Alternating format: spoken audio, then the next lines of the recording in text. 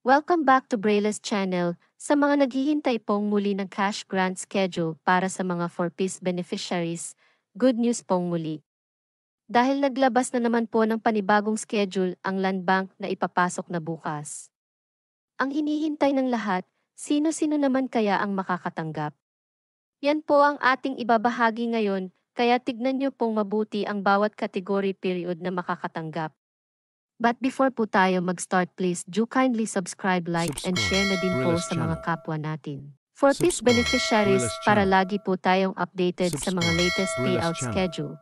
With no further ado, Subscribe, let's begin na Brillis po Channel. sa ating topic. Subscribe. Latest update, 4-piece cash grant to release on June 11 year 2024. Sino-sino nga ba ang makakatanggap?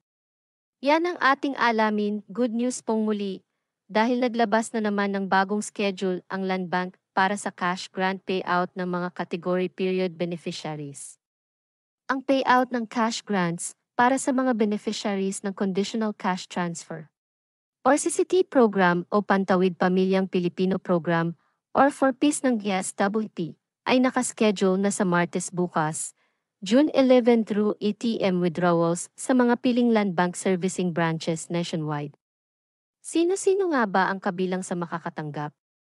Tignan niyo pong mabuti ang mga category period na mababanggit dahil sila lamang ang makakatanggap ng cash grant bukas.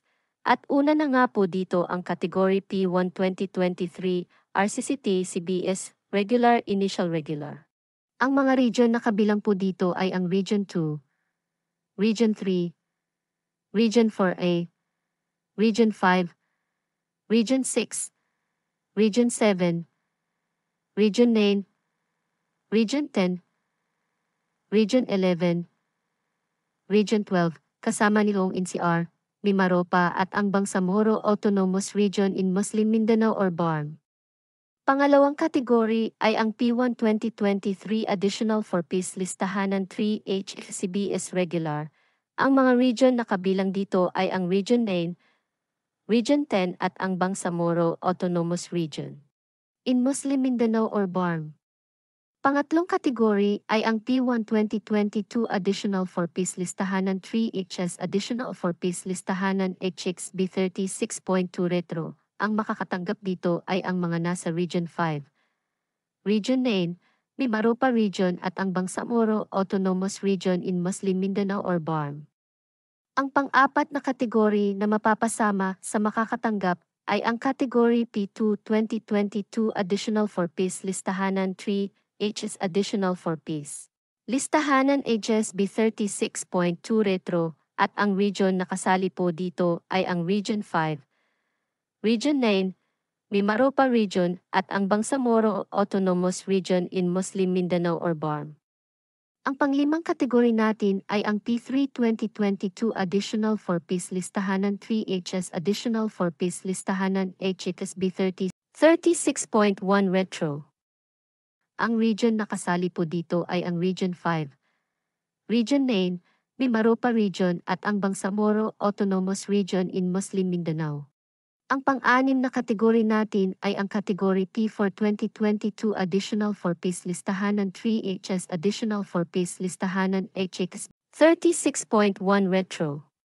Nakatanggap dito ay ang mga nasa Region 5, Region 9, Mimaropa Region at ang Bangsamoro Autonomous Region in Muslim Mindanao or BARM.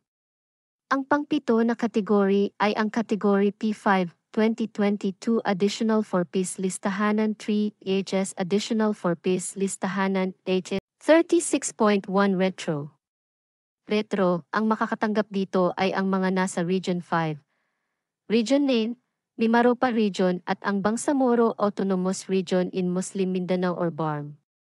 At ang panghuli na kategory po natin ay ang Category P6 January 2022-2021 Additional 4-piece listahanan 3HF Additional 4-piece listahanan HXB 36.1 Retro. Ang makakatanggap dito ay ang mga nasa Region 5, Region 9, Mimaropa Region at ang Bangsamoro Autonomous Region in Muslim Mindanao or BARM.